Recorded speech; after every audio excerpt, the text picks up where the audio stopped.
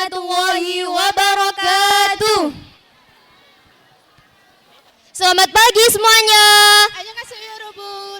Ahlan wa sahlan bikum jami'an. Yang terhormat Ibu Kepala SMA As-Sa'adah Ibu Muslihah MSI beserta jajarannya, Bapak Ibu guru yang kami hormati, serta teman-teman yang kami sayangi.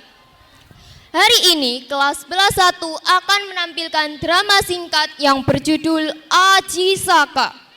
Aji Saka merupakan tokoh bijak yang menciptakan aksara Jawa. Ceritanya menggambarkan kesetiaan dan pengorbanan melalui konflik antara dua abdinya, Dora dan Sembada, yang syarat nilai budaya dan moral.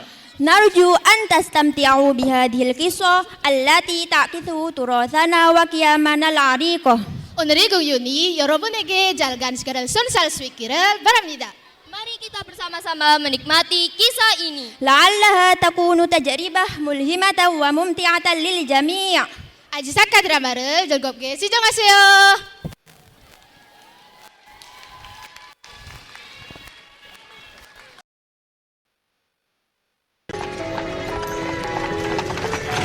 Dikisahkan pada zaman dahulu, berdirilah sebuah kerajaan bernama Medang Kamulan.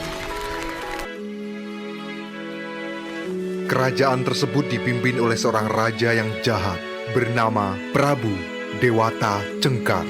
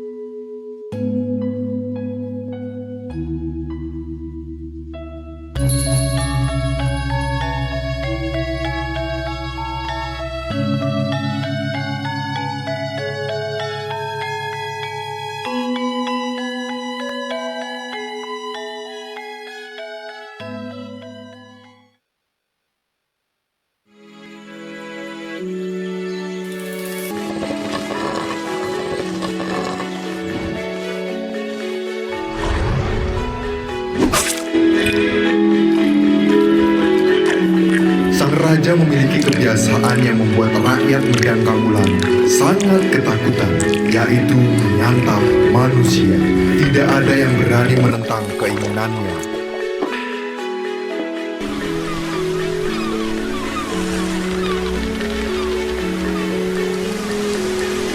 Suatu hari, di tengah samudra, seorang pemuda sedang berlayar bersama kedua abdi setianya. Pemuda itu bernama Aji Saka, dan kedua abdinya bernama Dora dan Sembada. Mereka pun berlayar menuju ke sebuah pulau bernama Jawa Dwipa yang terkenal kaya raya. Karena itu Aji Saka tertarik untuk menjejakkan kaki di pulau tersebut.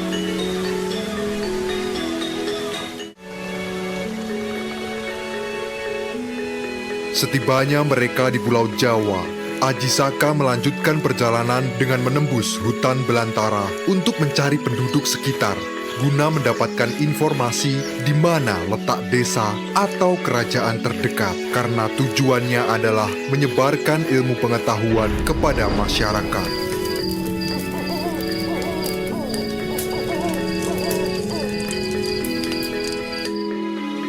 Oleh warga setempat, mereka diarahkan untuk menuju ke sebuah kerajaan bernama Medang Kamulan. Berangkatlah mereka menuju kerajaan itu.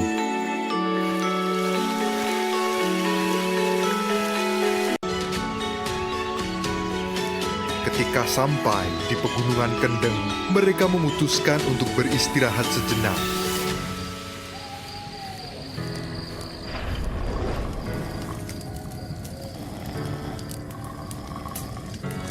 Di tempat itu, Aji Saka menitipkan keris pusakanya kepada Sembada sambil berpesan untuk selalu menjaganya, dan jika nanti ada yang memintanya, jangan pernah diserahkan kecuali Aji Saka sendiri yang datang untuk mengambilnya. Sembada pun dengan sigap menyanggupinya.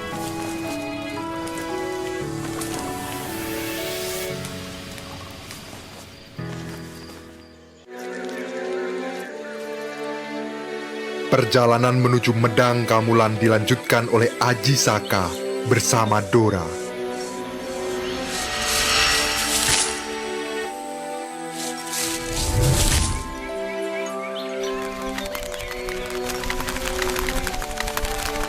Sesampainya di negeri Medang, mereka tiba di sebuah desa dan bertemu dengan seorang janda tua bernama Nyai Sengkaren.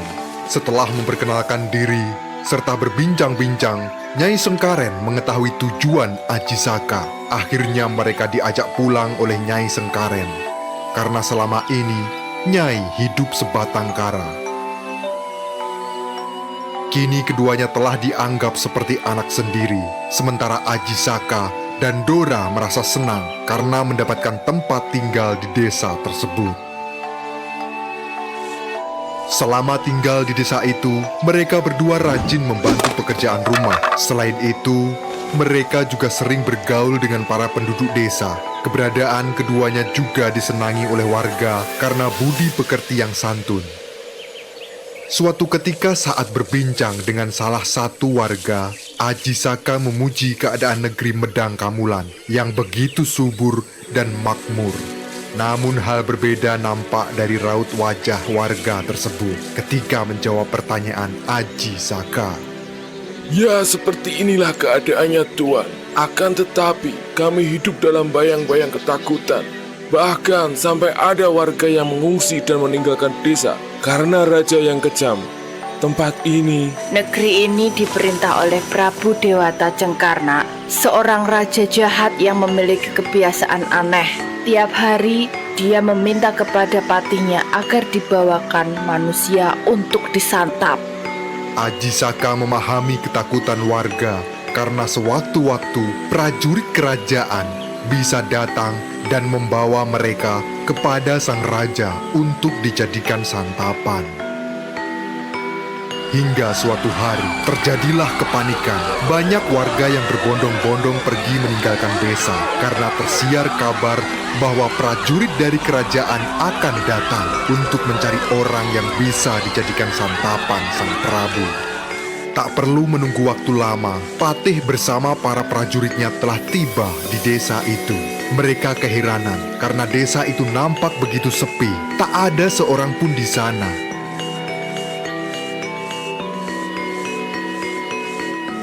Patih memerintahkan seluruh prajuritnya untuk mencari setiap sudut di semua tempat.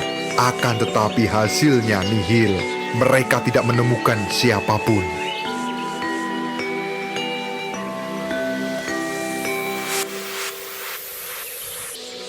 Aji Saka berinisiatif mengajukan diri untuk menjadi santapan menggantikan warga desa. Semula Nyai Sengkaren melarang Aji Saka. Akan tetapi, dia yakin bahwa sanggup menumpas angkara murka di tempat itu. bawalah hamba saja, Patih. Hamba kasihan melihat warga tak berdosa menjadi korban kemungkaran Prabu Dewata Cengkar. Hamba Aji Saka, hamba siap dan rela untuk dijadikan santapan sang Prabu.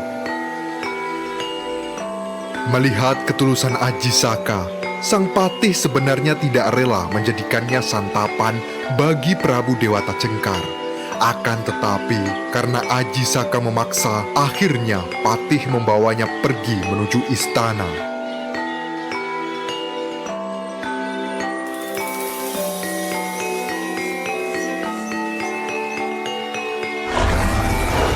Di kerajaan sang Prabu mulai gusar karena patih tidak kunjung datang.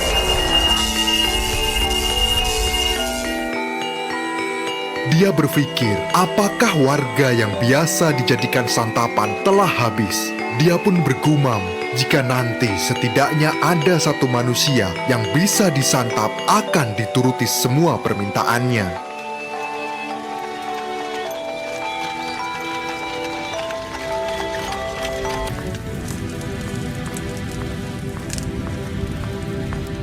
Saat mereka tiba di istana, Prabu Dewata Cengkar senang karena patih telah tiba membawakan makanan.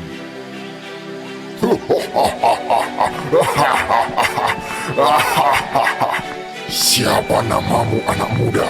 Aku dengar dari patih, engkau siap menjadi santapanku hari ini. Maaf, Baginda Prabu Dewata Cengkar yang agung. Saya Aji Saka. Sebelum hamba menjadi makanan Baginda, izinkan hamba meminta satu hal.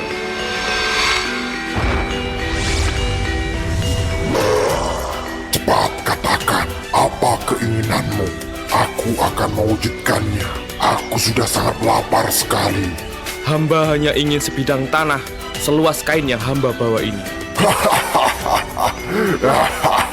Hanya itu yang kau inginkan. Apa engkau serius? Baiklah, ambil saja jika kau mau. Aji Saka segera membuka kain yang dibawanya dan meminta Prabu Dewata Cengkar memegangi ujung kain. Sang Prabu menurutinya dengan senang hati.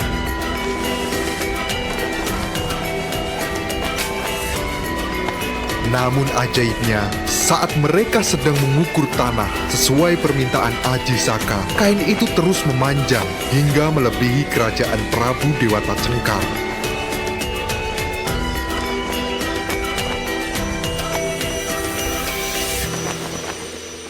Kain itu membentang dari istana melewati perkampungan penduduk, hutan, gunung, bahkan sampai ke lembah Ngarai. Sang Prabu terus melangkah mundur, mengulur kain Ajisaka. Semakin lama semakin jauh, dan tiada habisnya hingga sampai di tebing curam tepi laut selatan. Menyadari keanehan itu, Prabu Dewata Cengkar sangat marah. Dia baru mengetahui niat yang sebenarnya dari Ajisaka, yaitu untuk mengakhiri kekuasaannya atas kerajaan Medang Kamulan. Namun dengan kesaktian Ajisaka, kain yang membentang itu tiba-tiba melilit tubuh Prabu Dewata Cengkar. Lilitan itu sangat kuat hingga tubuh sang Prabu yang besar bagaikan raksasa tidak mampu bergerak sedikit pun. Kemudian kain itu disentakkan oleh Ajisaka.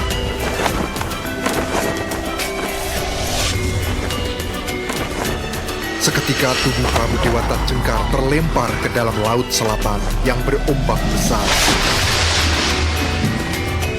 Dengan sekejap, tubuh raksasa itu hilang ditelan ombak yang ganas. Atas keberhasilan Ajisaka menyingkirkan Prabu Dewata Cengkar, rakyat Medang Kamulan bersorak-sorai. Mereka bahagia karena terbebas dari raja yang suka menyantap manusia.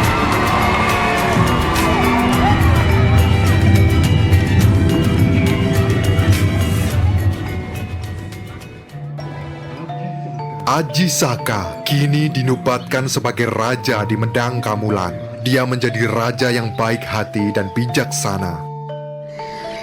Medang Kamulan pun mengalami masa kejayaannya pada saat pemerintahannya. Suatu ketika, Prabu Ajisaka teringat dengan keris pusaka yang dia titipkan kepada Sembada.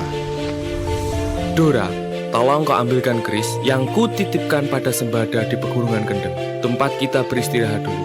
Baik Prabu Ajisaka, hamba laksanakan. Dora akhirnya pergi menemui Sembada.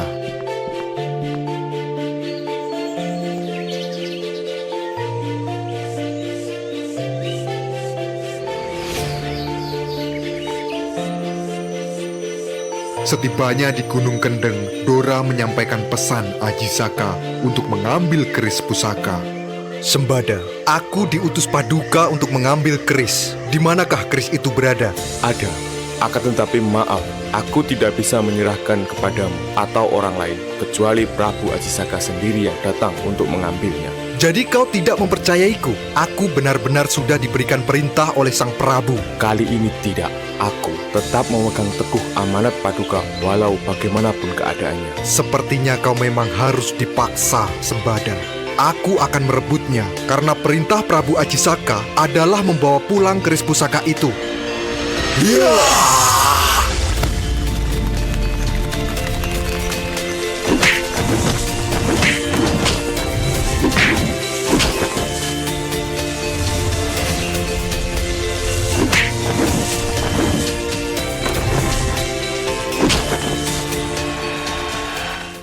Sementara itu di istana Medang Kamulan, ada sesuatu yang mengganjal dalam benak Sang Prabu. Entah apa itu, dan tidak seperti biasanya, Dora pergi begitu lama.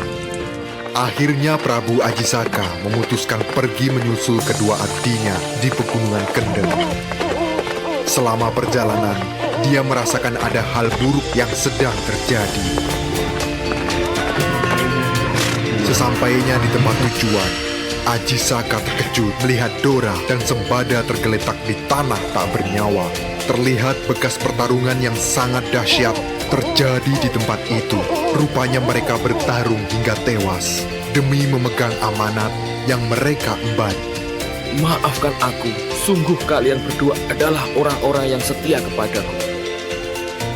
Untuk mengabadikan kesetiaan keduanya, Prabu Ajisaka menuliskan sesuatu di sebuah batu yang bertuliskan Hono Coroko, Doto Sowolo, Podo Joyonyo, Moko Botongo. Tulisan Ajisaka pada batu tersebut menjadi asal-usul huruf Jawa atau dikenal sebagai aksara Jawa.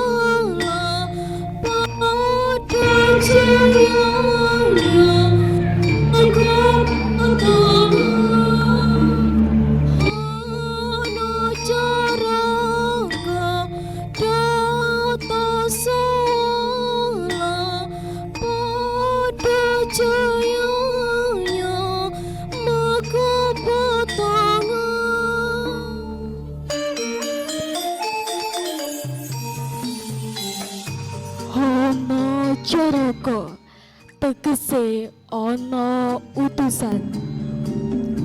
Tata sawala tegese padha pasulayan. Padha jayanya tegese sakti. Maka padha tegese padha mati nih.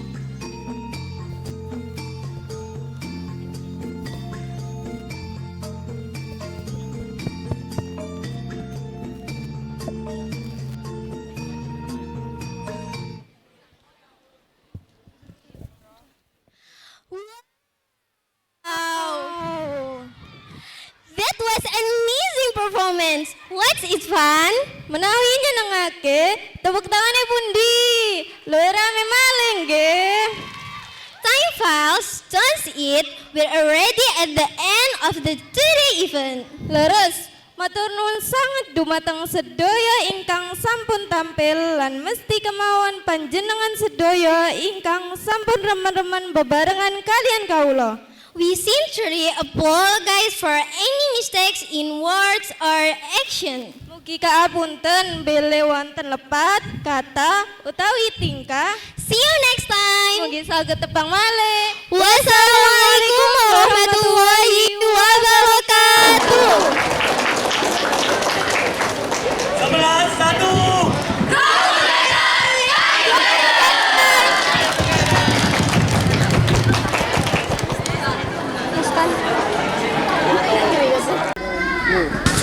Assalamualaikum warahmatullahi wabarakatuh. Halo teman-teman, kami dari perwakilan kelas 11-1.